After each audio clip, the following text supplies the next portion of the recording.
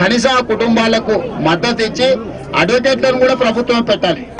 ఇది ఏది చేయకపోవడం వల్ల ఈ రోజు ప్రతిపక్షంలో ఉన్న తెలుగుదేశం పార్టీ ఆ బాధ్యతను తీసుకున్నది. ఈ కుటుంబాలకు అండగా ఉంటాం మేము, ఎవరు అధైర్యపడాల్సిన పని లేదు. ప్రభుత్వం చేస్తున్న అరాచకాల మీద తెలుగుదేశం పార్టీ పోరాటం చేస్తుంది. ప్రభుత్వం ముందుకు రాకపోతే తెలుగుదేశం పార్టీ న్యాయవాదులను పెడుతుంది. కనీసం ఇప్పుడు వాళ్లకు కుటుంబం గడిచే పరిస్థితి లేదు. ఈ కుటుంబం గడవని గిరిజనులను చదువుకున్న పిల్లల్ని వ్యవసాయం చేసుకునే వాళ్ళని జైల్లో పెట్టినందుకు నామనాగేశ్వరరావు గారి ట్రస్ట్ నుంచి కూడా వాళ్ళకు ఒక 10,000 రూపాయల ఆర్థిక సహాయం. ఎందుకంటే కనీసం వయసులో ఉన్న పిల్లగాడు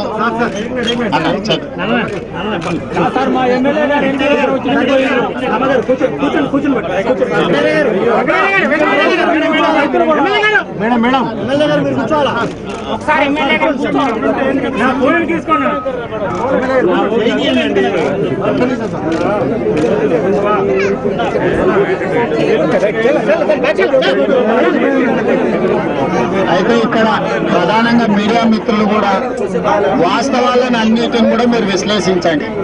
ఇప్పటికి 10 మందిని దాదాపుగా అరెస్ట్ చేశారు. మందులు కానీ సోయాబీన్ కానీ ఇవన్నిటికీ కూడా ధరలు లేనటువంటి పరిస్థితి. రైతుల అరణ్య రోదన పట్టించుకున్నటువంటి కేసీఆర్ గారు పరిపాలించే అర్హత లేదని చెప్పేసి తెలుగుదేశం పార్టీ చెప్తుంది. అదే విధంగా ఈనాటి పరిస్థితి చూసినట్టయితే రోమ్ నగరం తగలబడుతుంటే ఆ చక్రవర్తి పిడేలు వాయించినట్టుగా కేసీఆర్ తీరున్నది. రాష్ట్ర రైతాంగం అంతా కూడా లక్షల ఎకరాలలో పెద్ద ఎత్తున పంటలు వేస్తే వాతావరణం అనుకూలించి దిగుబడులు ఎక్కువ మొత్తం వస్తే రైతులు అప్పులు తీరితేనే అవకాశం ఉండే.